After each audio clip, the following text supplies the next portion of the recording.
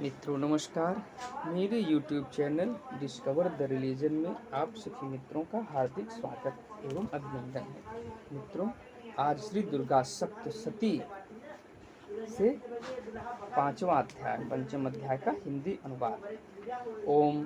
इस उत्तर चरित्र के रुद्र ऋषि हैं, महासरस्वती देवता हैं, अनुष्टुप छंद हैं, भीमा शक्ति है, भ्रामरी बीज है, सूर्य तत्व है और साम वेद स्वरूप हैं। महासरस्वती की प्रसन्नता के लिए उत्तर चरित्र के पाठ में इसका विनियोग किया जाता है। जो अपने कर कमलों में घंटा, शूल, हल, शंख, मूसल, चक्र, धनुष और बाण धारण करती हैं, शरद ऋतु के शोभा संपन्न चंद्रमा के समान जिनकी मनोहर कांति है, जो तीनों लोकों की आधारभूता और शुंभ आदि दैत्यों का नाश करने वाली हैं, तथा गौरी के शरीर से जिनका प्राकट्य हुआ है, उन महासरस्वती देवी का मैं निरंतर भजन करता हूँ। ऋषि कहते हैं, पूर्व काल में शुंभ और निशुंभ नामक असुरों ने अपने बल के घमंड में आकर सचीपति इंद्र के हाथ से तीनों लोकों का राज्य और यज्ञ भाग छीन लिए। वे ही दोनों सूर्य, चंद्रमा, कुबेर, यम और वरुण के अधिकार का भी उपयोग करने लगे। वायु और अग्नि का कार्य भी वे ही करने लगे। उन दोनों ने सब देवताओं को अपमानित, राज्य भ्रष्ट, पराजित तथा अधिकारहीन करके स्वर्ग से निकाल दिया। उन दोनों महान असुरों से तिरस्कृत देवताओं ने अपराजिता देवी का स्मरण किया और सोचा, जगदम्बा ने हम लोगों को वर दिया था कि आपत्ति काल में स्मरण करने पर मैं तुम्हारी सब आपत्तियों का तत्काल नाश कर दूंगी। यह विचार कर देवता गिरिराज हिमालय पर गए और वहां भगवती विष्णु माया की स्तुति करने लगे।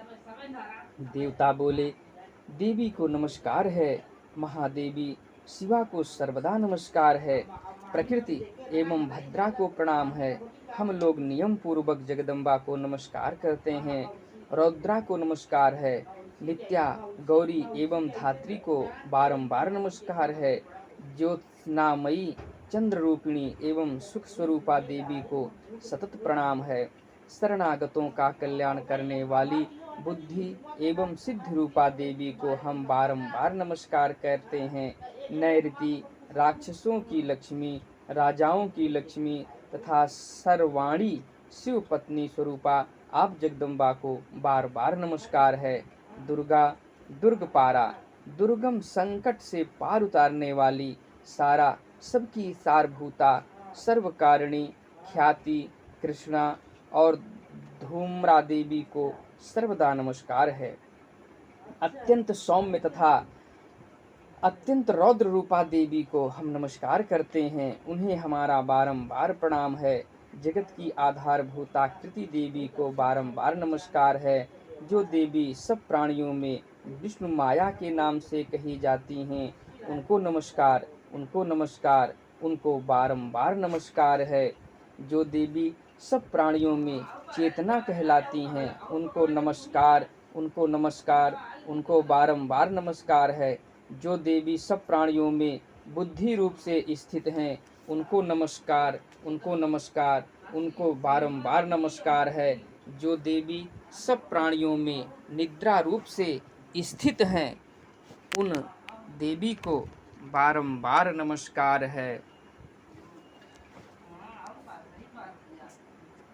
जो देवी सब प्राणियों में क्षुधा रूप से स्थित हैं, उनको नमस्कार, उनको नमस्कार, उनको बारंबार नमस्कार है। जो देवी सब प्राणियों में छाया रूप से स्थित हैं, उनको नमस्कार, उनको नमस्कार, उनको बारंबार नमस्कार है। जो देवी सब प्राणियों में शक्ति रूप से स्थित हैं, उनको नमस्कार, उनको नमस्कार, उनको बारंबार नमस्कार हैं।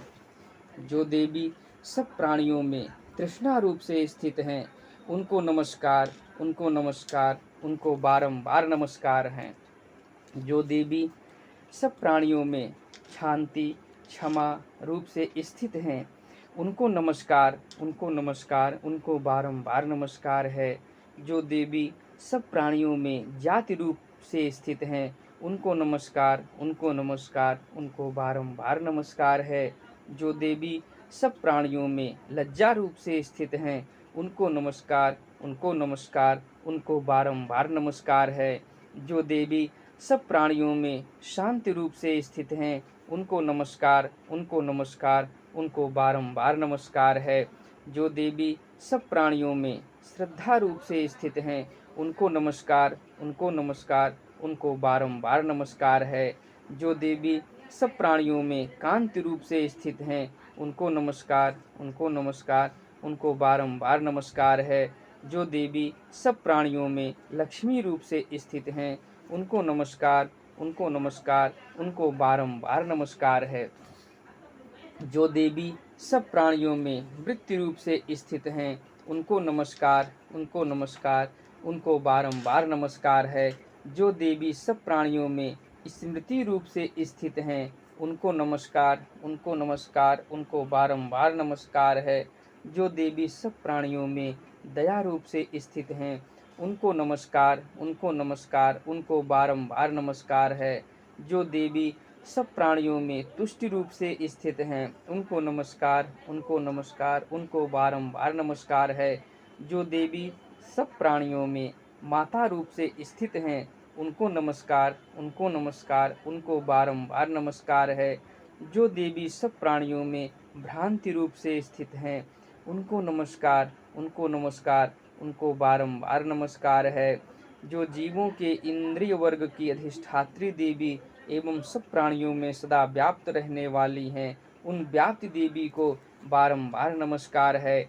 जो देवी चैतन्य रूप से इस संपूर्ण जगत को व्याप्त करके स्थित हैं, उनको नमस्कार, उनको नमस्कार, उनको बारंबार नमस्कार है।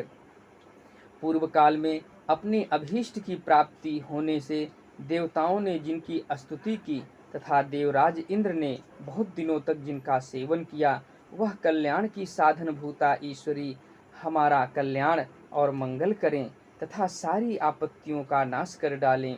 उदंड दैत्यों से सताए हुए हम सभी देवता जिन परमेश्वरी को इस समय नमस्कार करते हैं तथा जो भक्ति से विनम्र पुरुषों द्वारा स्मरण की जाने पर तत्काल ही संपूर्ण विपत्तियों का नाश कर देती हैं, वे जगदम्बा हमारा संकट दूर करें।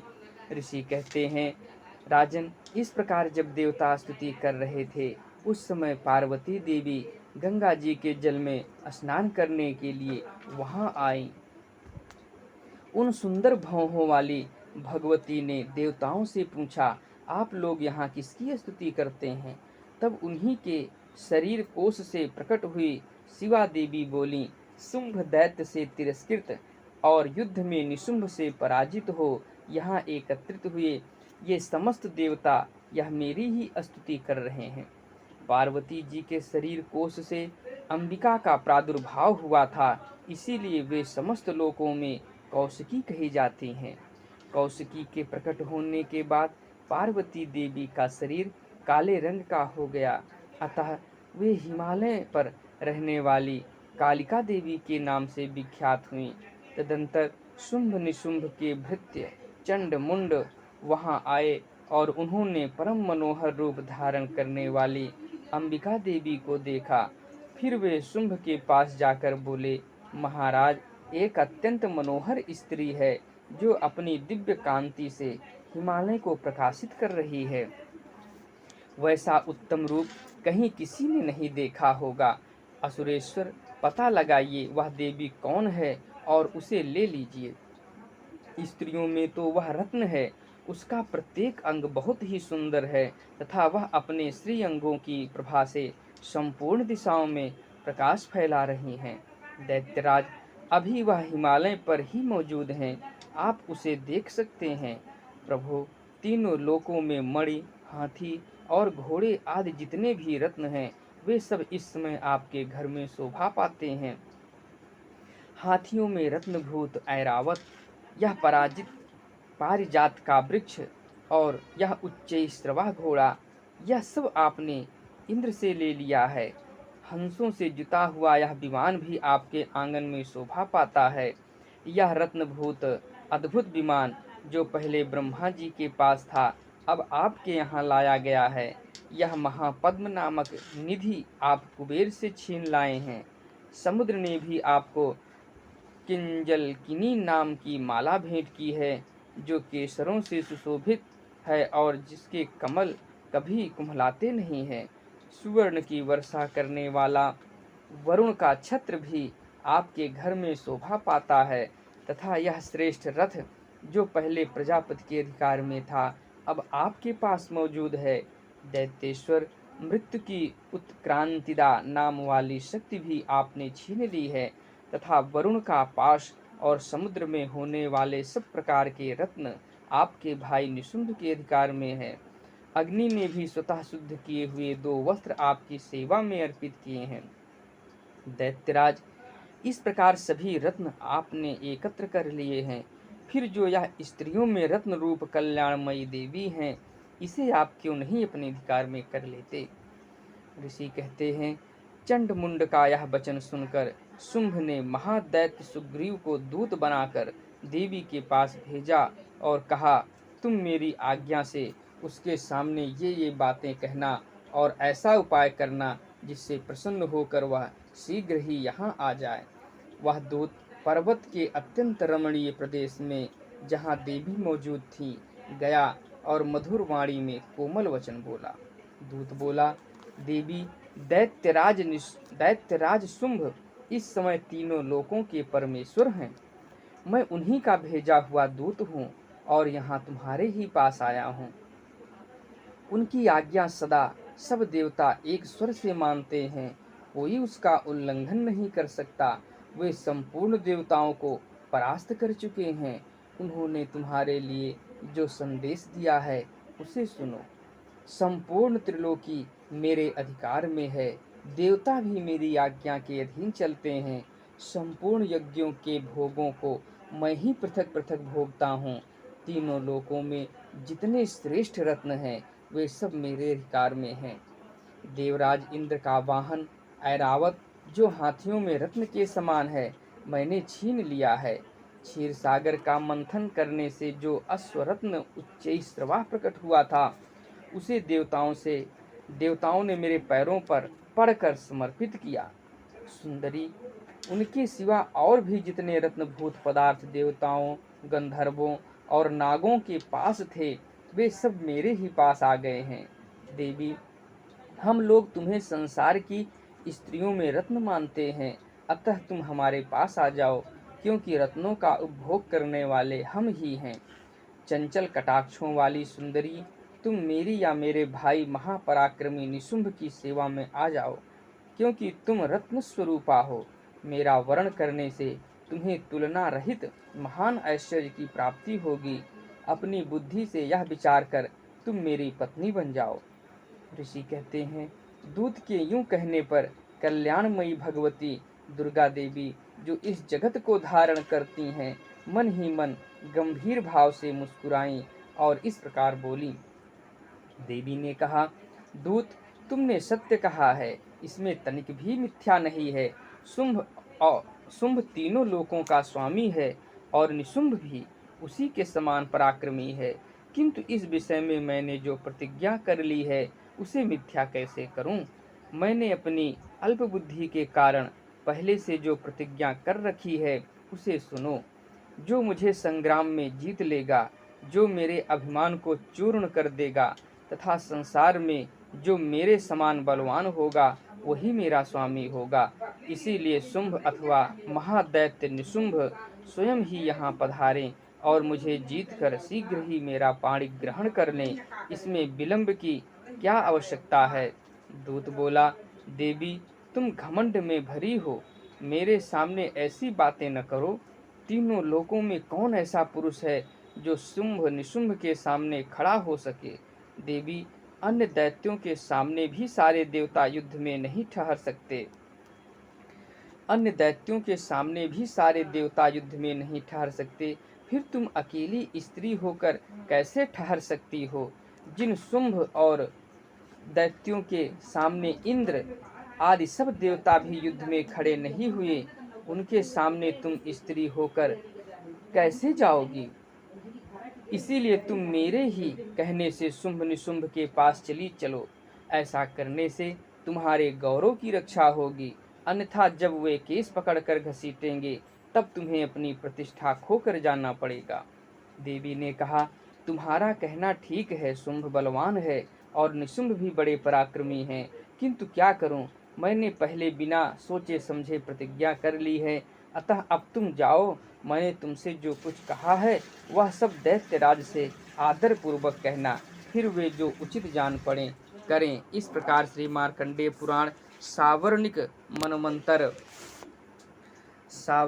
मनमंत्र की कथा के अंतर्गत देवी महात्म में देवी दूत संवाद नामक 5वां अध्याय पूरा हुआ।